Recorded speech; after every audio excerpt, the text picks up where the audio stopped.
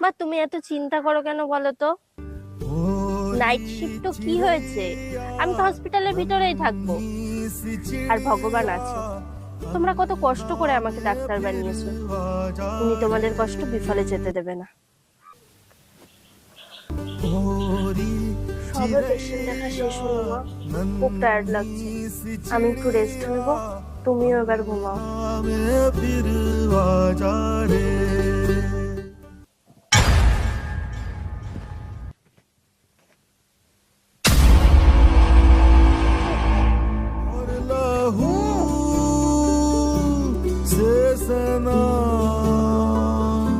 কি দোষ ছিল আমার?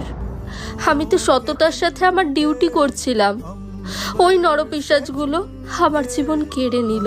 আমি তো হেরে গেছি, তোমরা হার মেনো না, যতদিন না দোষীরা চরম শাস্তি পাচ্ছে।